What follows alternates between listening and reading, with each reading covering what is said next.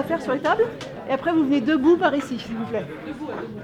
En fait, on va faire un petit jeu ce matin. Donc vous avez 3 équipes, donc on va vous donner les instructions, il va falloir trouver un nom d'équipe, un cri et on va revenir ici dans la salle, d'accord ? Nous, notre objectif, c'est qu'il y ait des chaises dos à dos, pas forcément qu'elles soient alignées. Ouais, ça va être D'accord ? Donc on a fait l'ordre, les 2 premières chaises. Les 2 premières. 2, 4, 6, 8. Je donne le go, vous avez donc 1 minute pour exécuter votre consigne et les plus rapides vont gagner, évidemment. Donc, il faut être rapide. C'est parti, 3, 2, 1, top départ.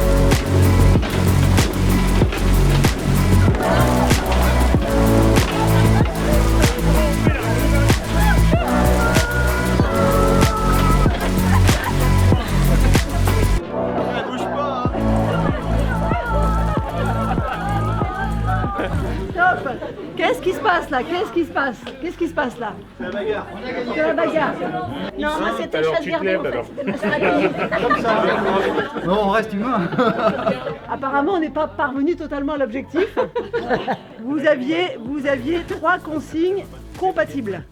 Ce que ça dit, c'est qu'effectivement, avant de lancer un projet, avant de lancer une feuille de route, on peut aussi se poser, interroger les objectifs des uns et des autres pour voir comment on peut aligner nos objectifs et peut-être que tous sont compatibles et qu'ils vont pouvoir se réaliser conjointement.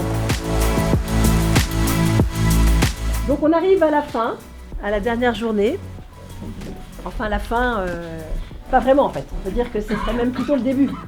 L'idée c'est, je vais vous présenter un peu nous le post-parcours, le suivi post-parcours dans lequel on aimerait vous embarquer. Il n'y a aucune obligation. Mais on pense que ça va vous être utile. C'est vrai qu'aujourd'hui, je me disais, c'est la dernière journée, ça va être dur après de continuer et de voir qu'on peut projeter de nouveaux rendez-vous ensemble. Ça rassure aussi et ça permet de continuer dans la même dynamique. Il ne faut pas lâcher, quoi. Il y a ce côté fédérateur et ce côté vision moyen terme, long terme qui est très intéressant par le parcours.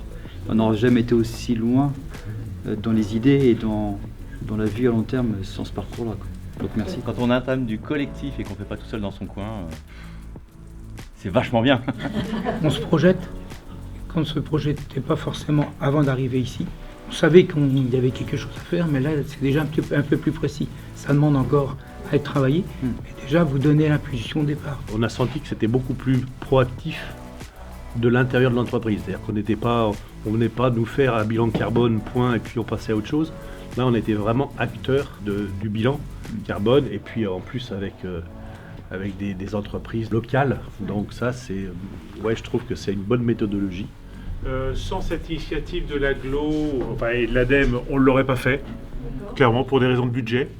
Mais en tout cas, quelque chose qui, pour moi, en tant que dirigeant, était pas inaccessible, mais presque finalement financièrement, ça l'a été, et puis donc, en plus pour quelque chose de vertueux, donc c'est top. On va aujourd'hui avoir des temps d'échange pour pouvoir un petit peu à la fois analyser ce que vous avez pu retirer et ressortir de ce parcours. Donc je suis venue ici chercher des réponses.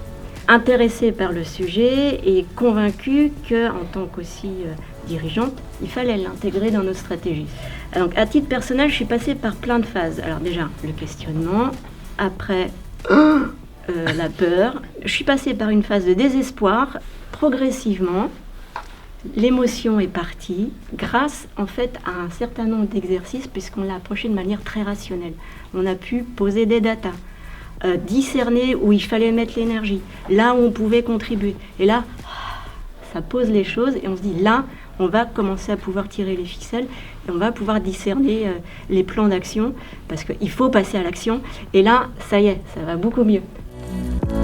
Le rôle d'une agglomération n'est pas de faire à la place d'eux.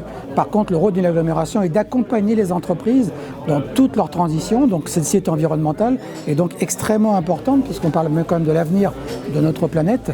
Et donc il est important que nous, élus, puissions accompagner les entreprises de notre territoire, celles qui sont productrices de richesses, dans ces changements qui s'annoncent devant elles. Déjà, cette première promotion ne va pas être laissée comme ça au bord du chemin. On va continuer à l'accompagner pendant 1 an parce qu'il s'est créé un groupe et il faut que ce groupe vive puisque l'intérêt aussi de cette démarche, c'est de créer un groupe d'acteurs locaux puisque l'intelligence collective est toujours préférable à l'intelligence individuelle. Et donc, demain, une seconde promotion verra le jour. Je le souhaite et j'en suis convaincu mise en avant par les acteurs de la première promotion. Et donc l'idée ensuite, c'est l'effet boule de neige, qu'on puisse grossir et aller plus vite encore.